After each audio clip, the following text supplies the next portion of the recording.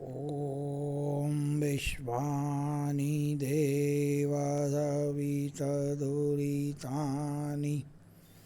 परासुव यद्भद्रं तन्न आसुव।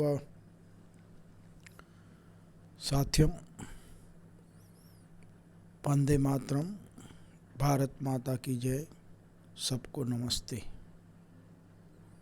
आज का जो मेरा वीडियो है वो एक मेरी अनुभूति का वीडियो है, जिसमें मैं स्वयं एक अनुभूति कर रहा हूँ अपने देश के बारे में और वर्तमान राजनीतिक परिप्रेक्ष्य के बारे में। साथियों, आज अगर देखा जाए तो मेरा दिल, मेरी भावनाएं और मेरा मन अति प्रसन्न है जब मैं ये सोचता हूँ कि हमारे देश के जो सत्ता है हमारे देश की, उस पे राष्ट्रवादी भावना वाले हमारे शासक शासित है। यह हर भारतवासी के लिए एक सुखद अनुभव है। वही अनुभव मैं भी कर रहा हूँ। साथियों, सन 2014 के पहले की स्थिति जब हम देखें तो बहुत भयावह स्थिति थी। नित नए आतंकी हमले, हर तरफ अराजकता और हर तरफ भ्रष्टाचार का माहौल था। तो इस बात में कोई अतिशयोक्ति नहीं होगी कि जो भारतवासी है वो डरा हुआ था और वास्तव में वो ये सोच रहा था कि हम किस देश में हैं। हम राम और कृष्ण के देश में हैं या रावण और कंस के देश में हैं। पर साथियों, वक्त के साथ और परमात्मा की कृपा से हमारे देश में एक बार पुनः राष्ट्रवादी पार्टी ने शासन संभाला और देश को एक ऐसा प्रधानमंत्री मिला जो राष्ट्र भावना के अनुकूल है। आज हम जब देखते हैं भारत की स्थिति और भारत की आर्थिक प्रगति, भारत की सांस्कृतिक धरोहर का संरक्षण और जगह जगह सनातनी भावना जब हमारे को परिलक्षित होती है तो बहुत खुशी का अनुभव होता है। साथियों,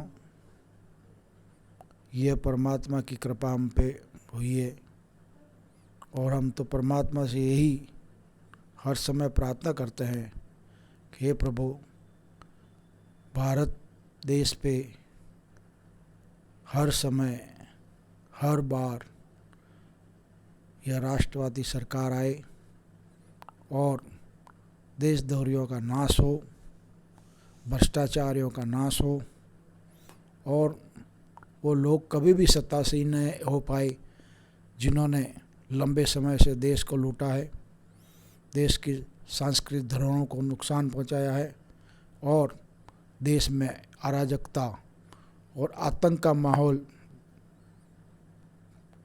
अपनी कुकर्मों के द्वारा लोगों को दिया है। आज भारत का हर नागरिक जहाँ भी जाए अपने आप को सुरक्षित महसूस करता है। उसको इस बात की चिंता नहीं होती है कि मैं जहाँ खड़ा हूँ वहाँ कोई विस्फोट तो नहीं हो जाए, कोई आतंकवादी हमला तो नहीं हो जाए और भी कोई जो अप्रिय घटना जो हर समय पहले दिमाग में रहती थी वो अब दिमाग एकदम हमारा दिल हमारा बहुत आनंदित और इस गौरवशाली राष्ट्र में जगह जगह भ्रमण करने पर बहुत ही सुख की अनुभूति होती है।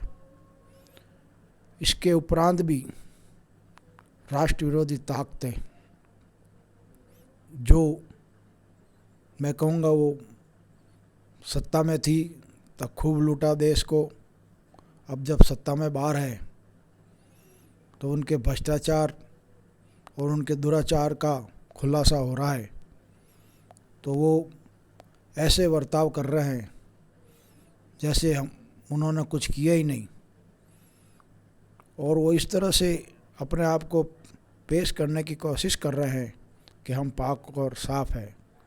उनके खिलाफ प्रमाण सहित हमारी देश की संस्थाएं उनके विरुद्ध कार्य कर रही है, तो एक स्वर में उन संस्थाओं को ही चुनौती दे रहे हैं, यहाँ तक कि न्यायपालिका को चुनौती दे रहे हैं।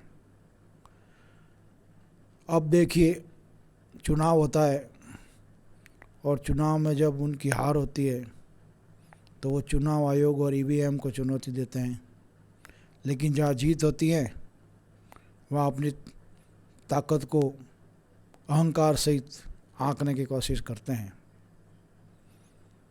यह क्रम और ये इनका जो आचरण है, ये प्रत्येक देशवासी जान चुका है।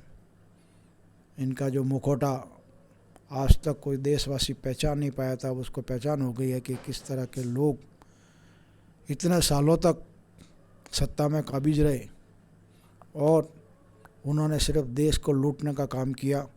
देश की उनको कोई चिंता नहीं थी, उनको अपनी और अपने परिवार की चिंता रही और अपने परिवारवाद को चलाते रहे, देश में भ्रष्टाचार को बढ़ावा देते रहे और देश की जो सांस्कृतिक धरोहर है उसको हर समय नुकसान पहुंचाने की कोशिश की।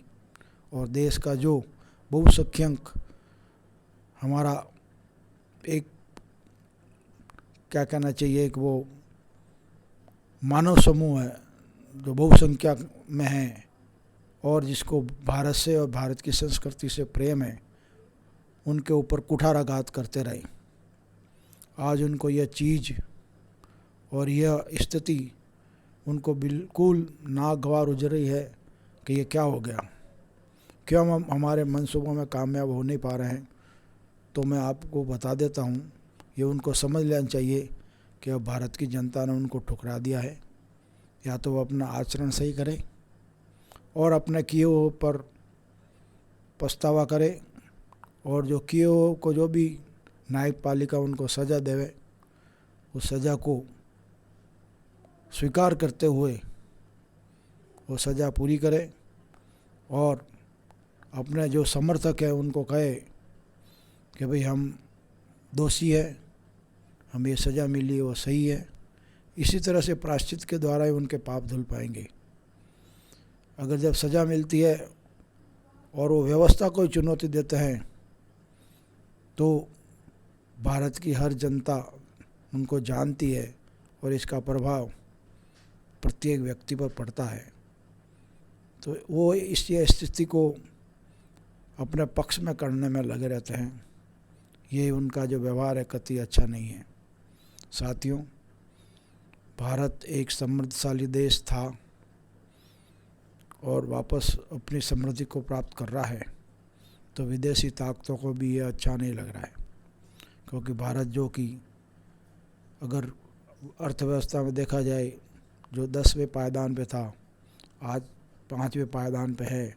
और इसकी लगातार प्रगति का अगर लेखा जोखा किया जाए तो यह जाहिर होता है कि भारत बहुत ही जल्दी तीसरी या दूसरी ताकत बनने वाला है और धीरे धीरे भारत जो कि पहले विश्वगुरु था, पुनः विश्वगुरु के अपने पद पर स्थापित होने वाला है।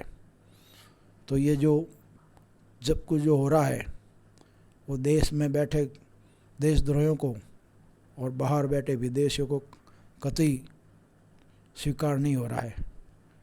वो इसलिए बाहरी ताकतें हैं जो अपने तरह तरह के रंग द्वारा भारत को बदनाम करने में लगी हुई है।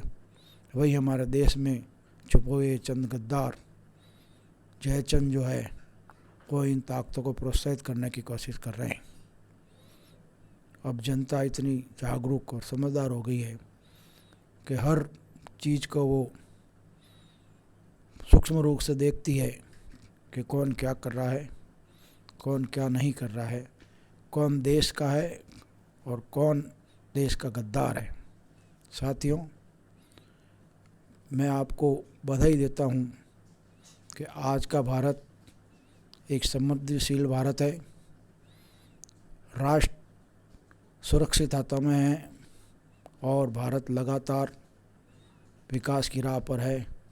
तो आप इन छद्म और बहरूपियों के बातों में कतई नहीं आए, देश की प्रगति में हाथ बटाएं और सदा जो हमारे लिए राष्ट्रवादी ताकतें हैं, भारत के लिए जो अनुकूल शासक हैं, उनको सदैव आप इस बात से प्रेरित करते रहें, उनको आशीर्वाद देते रहें और उनके मनोबल को ऊंचा करता रहे, ताकि भारत पुनः विश्व गुरु बन जाए, भारत में राम राज्य की स्थापना हो जाए, जिसमें हर व्यक्ति, हर जीव मात्र तक की जीने की जो अधिकार है उसको दिया जाता है, जीव मात्र के कल्याण के लिए काम किया जाता है। यही राम राज्य है और यही हमारे वेदों में बताई गई राजनीति और राजतंत्र है। धन्यवाद साथियों। अगर मेरा कथन आपको सही लगा तो आप कमेंट बॉक्स में बताएं, या मेरे से कोई गलती हुई हो तो भी बताएं, और मेरे चैनल को आप सब्सक्राइब करें, और मेरे इस वीडियो को अगर आपको पसंद आया हो तो इसको आगे शेयर करें। धन्यवाद। भारत माता की जय। ओम नमस्ते।